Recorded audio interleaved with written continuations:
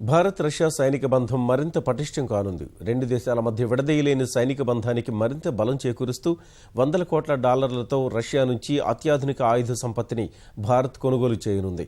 విమాన విధ్వంసక క్షిపణి వ్యవస్థ S-400 ట్రయంఫ్ కొనుగోలు ఒప్పందంపై రేపు మోదీ, పుతిన్ సంతకాలు చేయనున్నారు. గోవాలో శనివారం ప్రారంభమయ్యే బ్రిక్స్ దేశాల శిఖరాగ్ర సదస్సులో భాగంగా నేడు పుతిన్ భారత్కు రానున్నారు. రక్షణ రంగంలో విడదీయరాని బంధం కలిగిన భారత్, రష్యా మరో కీలక ఒప్పందం చేసుకోనున్నాయి.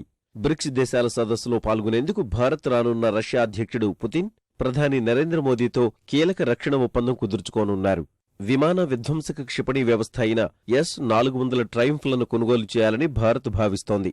$100 కోట్ల ఈ ఒప్పందంతో భారత సైనిక అమ్ముల పొదిలో కీలక అస్త్రాలు చేరనున్నాయి. శత్రు విమానాలు, క్షిపణులు, డ్రోన్లను 400 కిలోమీటర్ల దూరంలోనే నాశనం చేయగల సత్తా ఈ వ్యవస్థ సొంతం. భారత్ 5 రకాల అత్యాధునిక గగనతల రక్షణ వ్యవస్థల్ని సమకూర్చుకునేందుకు ఉత్సాహంగా ఉంది.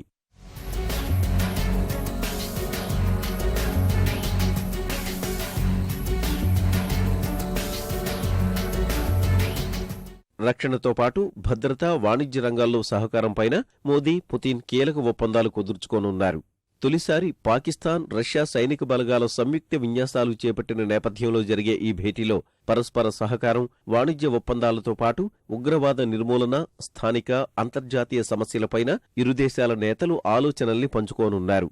ముందు నుంచి భారత రక్షణ రంగానికి అండగా ఉన్న రష్యా నుంచి ట్రయంఫ్తో పాటు కమో 28 హెలికాప్టర్లు, ఆధునీకరించిన సుఖోయ్ 30 యుద్ధ విమానాలు కొనుగోలు, అకులా అణు జలాంతర్గామి అద్దె వంటి అంశాలపైన చర్చలు జరగనున్నాయి.